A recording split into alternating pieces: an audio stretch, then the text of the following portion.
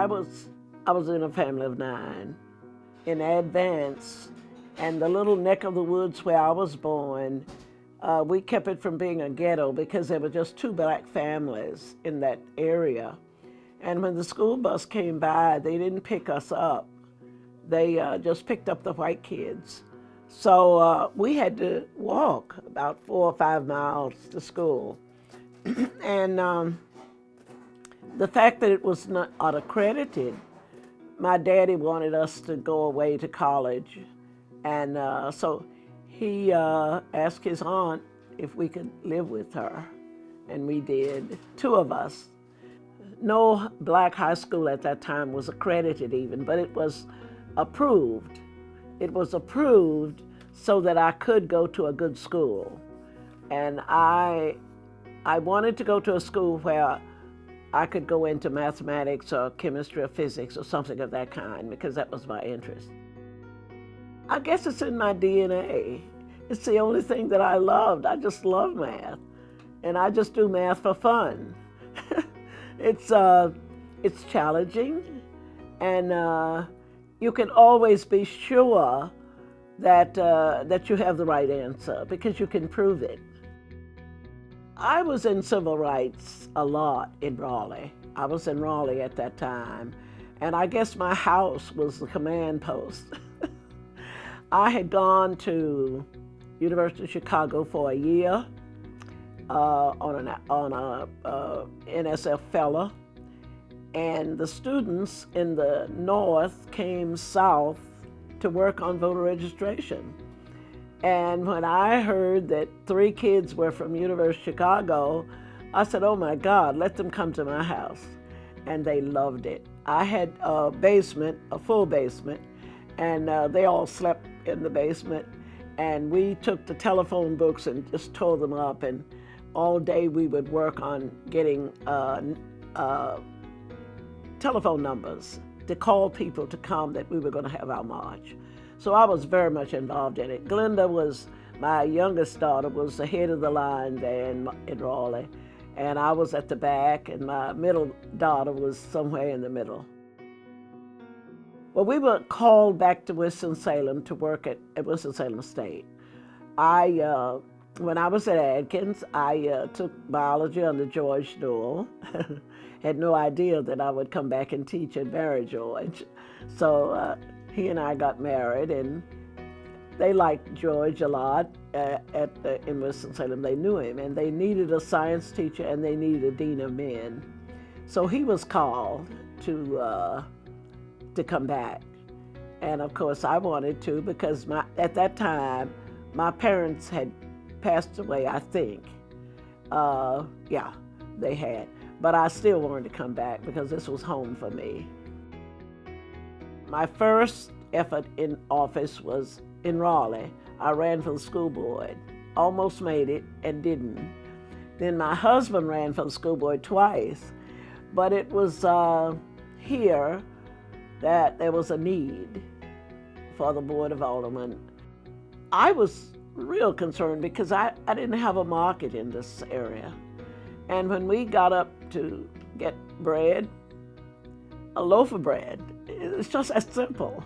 We would have to go 4 and 5 miles to go get a loaf of bread. And I knew that that was one thing. The other thing that I felt was not right, it was dirty and filthy. And I felt that we should clean up East Winston. I used that. I used Ivory soap, and I gave that a little bitty bar. Let's clean it up. When the people came by this house to ask me to go in the office, I always had to get support from my husband. And I think he was in bed at that time, because he would go to bed about 8:30 or 9 o'clock. And I asked him to get up and come and listen. And he sat there and listened. He said, I think it's a great idea. And went on back to bed. Ivy Arms came about. I belonged to a sorority, as a lot of women do. One of the sorority members came by and says, Virginia, what is that property over there doing? Vacant. They had some surplus property. if they knock down old, dilapidated housing. So she said, well, why don't we start a housing unit? We had to have a nonprofit organization to do it because the sorority could not borrow money. So we did. We formed Ivy Arms, Inc. And we went to after we got someone to do it, and by the way, the banks didn't want to do it. One man came out, and I've forgotten the bank. He came out, I was on the board, arts board, and he came out and he said, Virginia, I understand you need some money for some housing. I looked around, I said, did God tell you that? And he laughed, he said, I said, well, I do. I've been looking and we've been turned down. And he said, I want to see what I can do about it. I said, well, evidently you have money.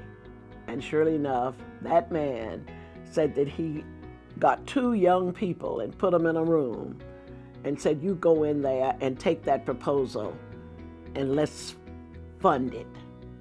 And that's how Ivy Arms got there.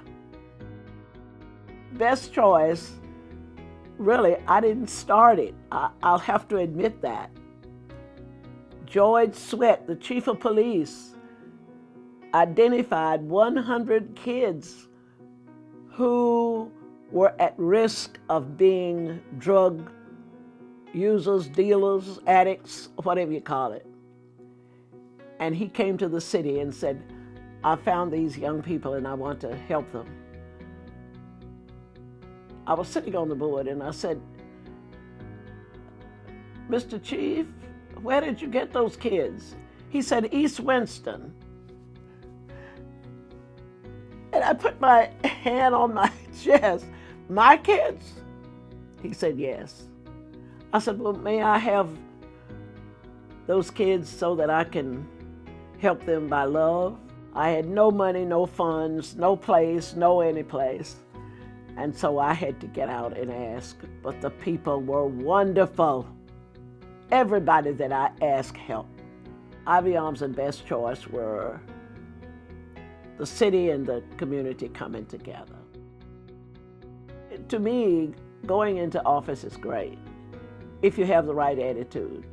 But if you forget the people, I had 17,000 people, I think, that I was representing. And I tried to represent them all, the young, the old. I didn't go in office to get money or to be rich. I went in office to give a service. And it is in office where you can give that service.